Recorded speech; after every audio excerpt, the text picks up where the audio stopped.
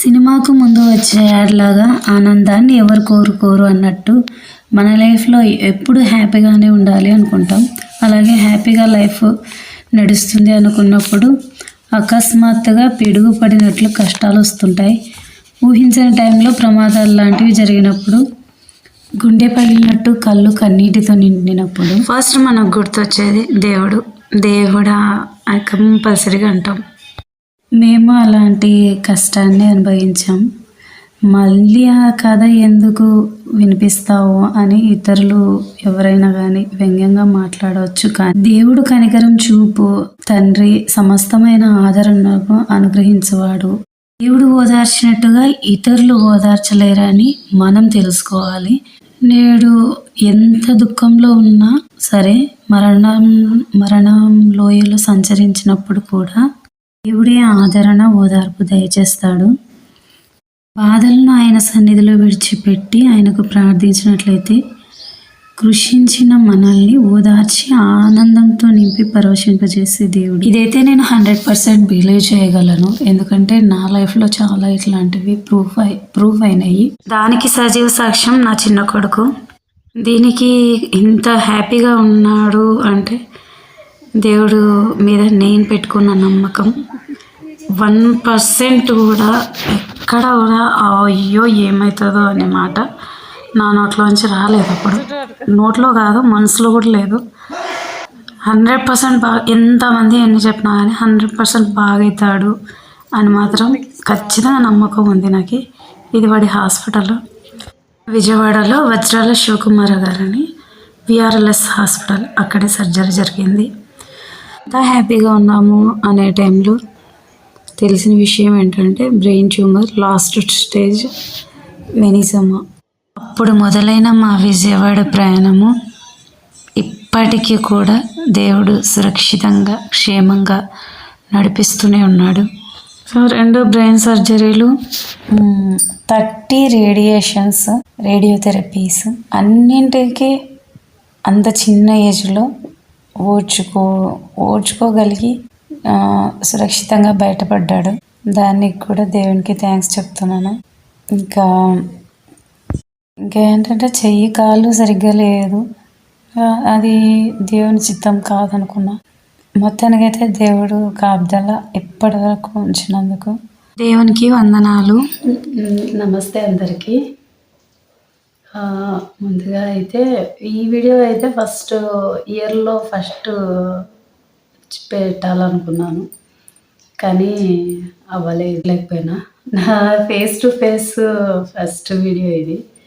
నేను కెమెరా ముందు ఏమైతే మాట్లాడలేను, అందుకనేసి సరే ఎప్పుడు బ్యాక్ వాయిస్ మాత్రమే ఇస్తూ ఉంటాను. కానీ ఇంకా ఇదైతే కొంచెం చెప్పాలనిపించింది. కాబట్టి ఏంటంటే, మేము విజయవాడ వెళ్ళిన ప్రతిసారి ఎందుకు వెళ్తున్నారు, ఏంటి రిలేటివ్స్ ఉన్నారా, సరే ఇంకా ఈరోజైతే చెప్పేద్దాం అనుకుంటున్నా.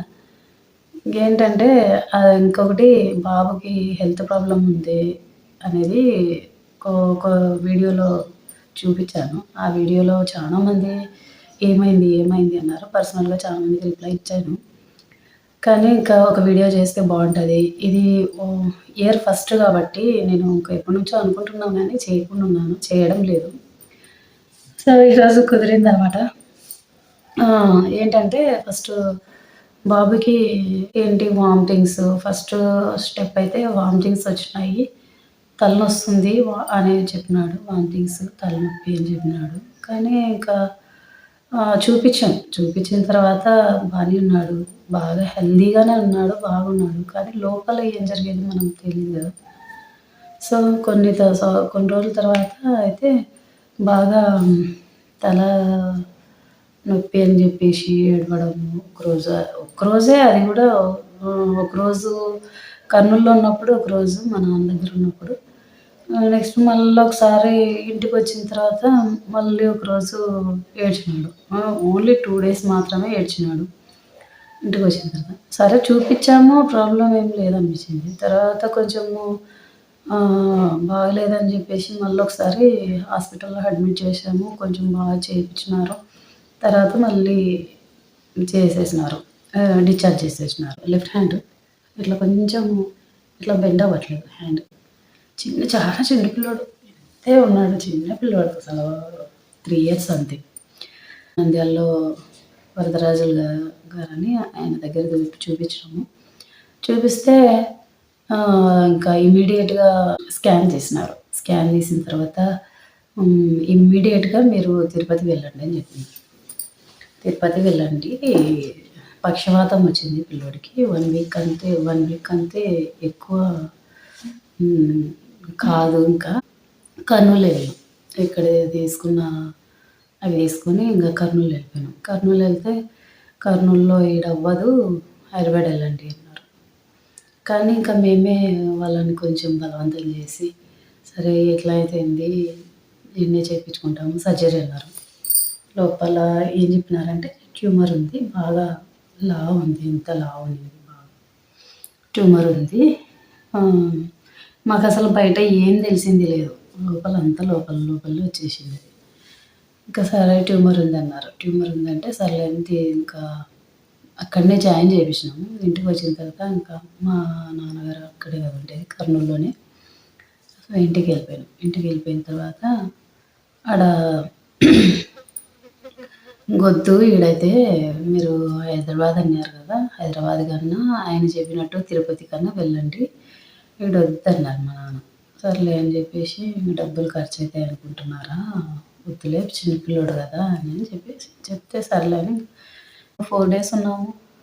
ప్రతిరోజు పోయి మాట్లాడడం. వాళ్ళు కాదు అనడం. వేరే చోటికి పోండి బెంగుళూరు పోండి అన్నారు. బెంగుళూరు పోండి ఒక సీనియర్ డాక్టర్స్ అంతా గ్రూప్‌గా కూర్చొని మాట్లాడుకున్నారు. మాట్లాడిన తర్వాత 5 డేస్ అయిన తర్వాత ఇంకా మీరు ఇక్కడొద్దు వెళ్ళిపోండి. బెంగుళూరు పోండి రాసిస్తాము. ఇంకా ఖర్చు కూడా తక్కువొస్తది. మేము అక్కడికి అన్నాము ఎక్కువైనా పర్లేదు మేము చేపించుకుంటామంటే చిన్న పిల్లోడు అక్కడైతే మిషన్స్ ఉంటాయి. చూ పోండి అని చెప్పినారు. సర్లే అని చెప్పి మళ్ళీ ఇంటికి వచ్చేసినాం. ఇంకేం అర్థం కాలేదు కానీ ఇంటికి వచ్చేసినాం. ఇంటికి వచ్చిన తర్వాత విజయవాడ వెళ్ళిపోయాను. విజయవాడ వెళ్ళిన తర్వాతనే ఇంకా ఒక హాస్పిటల్‌లో మాత్రం జాయిన్ చేసుకున్నాడు. జాయిన్ చేసుకొని సరే చేస్తా అన్నారు. సర్జరీ చేస్తామన్నారు. తర్వాత మళ్ళీ చేస్తామన్నా కానీ హోప్స్ లేవు. అని చెప్పి అన్నీ చెప్పినారు. చెప్పి రాపించుకున్నారు. గుండు చేసినారు. తలకి అంతా గుండు చేసినారు. లోపలికి తీసుకుపోతామనంగా లోపలికి పోయి మళ్ళీ బయటకొచ్చినారు. బయటకొచ్చి అనస్థీషియా ఇయ్యలేదు. లోపలికి పోయమన్నారు. మళ్ళీ ఏమనుకున్నారో బయటకొచ్చేసినారు. చిన్న పిల్లోడు కదా మీరు ఖర్చు పెట్టుకుంటామంటే చెప్పండి. మేము అక్కడ బెంగుళూరు నుంచి తెప్పిస్తామని చెప్పారు.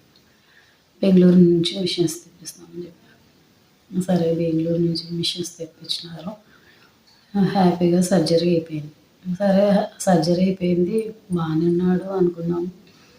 ఇంకా మిషన్స్‌తో ఫస్ట్ టైం అనుకుంటా అక్కడ చాలా రోజులు ఆడనే ఉన్నాము. తర్వాత ఇంకా మళ్ళీ ఇంటికి వచ్చిన తర్వాత మళ్ళీ చెకప్‌కు వీక్లీ వన్స్ పోవాల్సి వచ్చేది. అక్కడే ఉండాలంటే 1200 రూము అంటే రెంట్ 1200 ఒక్కొక్క రోజుకి.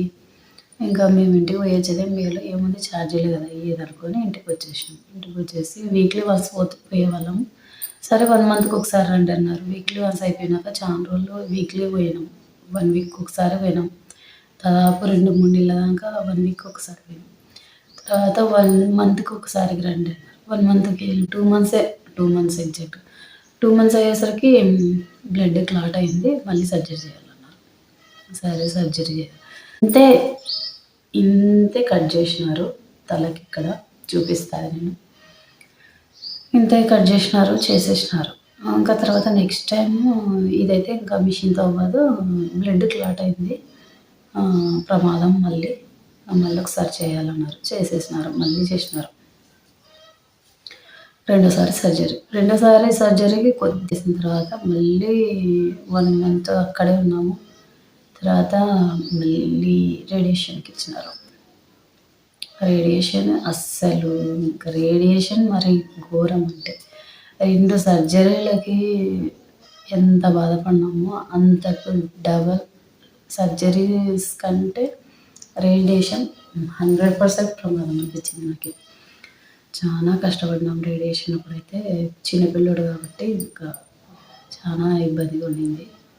సరే ఇంకా తర్వాత రేడియేషన్ అయిపోయింది. రేడియేషన్ 2 మంత్స్ ఉన్నాం అక్కడే.